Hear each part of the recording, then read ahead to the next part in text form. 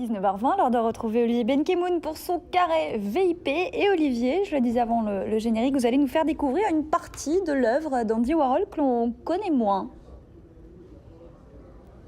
Eh ben oui, c'est ça. Warhol a adoré la télé. D'abord, vous savez qu'il s'est intéressé au pop art. Et dans pop, c'est pas simplement la couleur qui était pop, c'était populaire. C'était ça que ça voulait dire.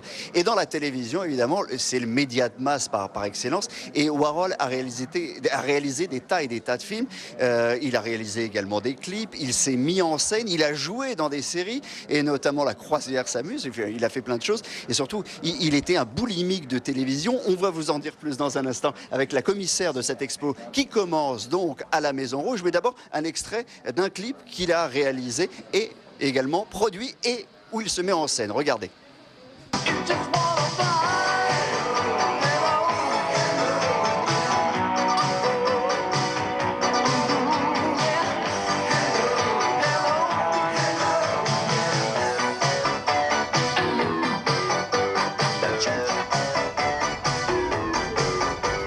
Et Olivier, c'est pour quel groupe qu'il a fait ça ?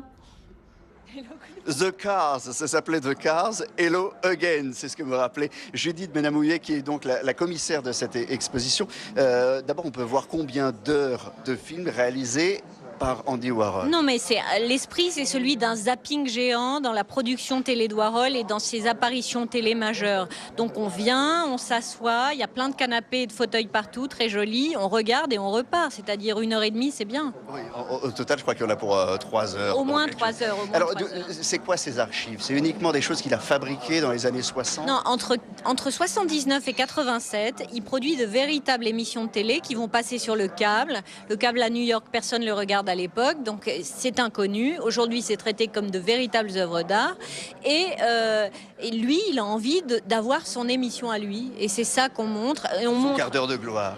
Plus que son quart d'heure de gloire, mais lui, il a eu. Mais il cherche à être une sorte de leader décisionnaire dans le monde de la télé et à créer selon son principe habituel. Alors, il avait une revue qui s'appelait Interview, oui. dans les années 70. Oui, il a créé en 69, oui. Et c'est un peu le prolongement de ça, Exactement. parce qu'il va faire énormément d'interviews de stars, du Gotha évidemment qui fréquente. Et de futures stars. Par exemple, on voit que lorsque Marc Jacobs a 24 ans et qu'il vient de faire sa première collection, il est interviewé dans la télé de Warhol. Steven Spielberg est interviewé très tôt dans la télé de Warhol. Et un tas de gens comme ça, Duran Duran, Debbie Harry de Blondie. Et en fait, moi, ce que je propose dans cette exposition, c'est de montrer les obsessions de Warhol, sa recherche permanente de talent, sa fascination pour les autres artistes, sa fascination aussi pour la transformation, les travestis, mais aussi les leçons de maquillage. Enfin, c'est très amusant. Et je propose de visiter les obsessions de Warhol à travers sa télévision. Alors, parmi les visiteurs, tout à l'heure, on a rencontré Marine Kermis, le patron de MK2, qui était là très tôt et qui nous a donné son sentiment sur ce qu'il avait vu. Écoutez. Il a utilisé la télévision comme média complémentaire de son travail de peintre.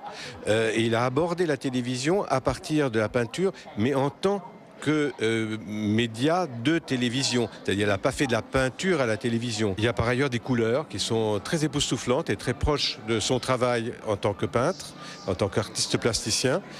Et enfin, il y a une espèce d'approche de l'instantané et du moment très proche de son travail sur les polaroïdes.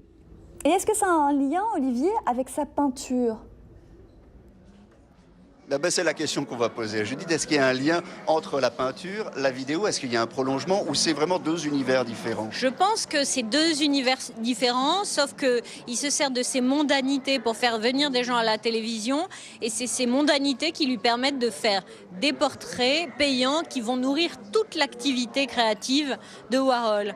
Comme le dit Marcel Duchamp, qui est le grand artiste précurseur du XXe siècle, Warhol, c'est pas un peintre, c'est pas un cinéaste, c'est un filmeur. Mais c'est un boulimique aussi de télévision. D'ailleurs, il y a un petit salon où il est expliqué qu'il y a 2 écrans de télé, qu'il aimait regarder les 2 écrans en même temps, un en noir et blanc, un en couleur. Et surtout, il y a une phrase magique sur la publicité, où il explique que sans publicité, il ne peut pas rester en place. C'est un manque, il a besoin de la publicité. Oui, il est fasciné par la publicité. Et comme c'est un artiste de talent, il a toujours un regard inattendu sur les choses. Et dès 64, 4, on voit que dans un film expérimental, il fait des petites séquences sentimentales et en même temps, il met de la vraie publicité dans son film, de la vraie publicité télé. Merci beaucoup Judith Benamoué, qui est la commissaire de cette grande expo donc, qui commence à la Maison Rouge à Paris, c'est tout près de la Bastille. Merci beaucoup, Olivier.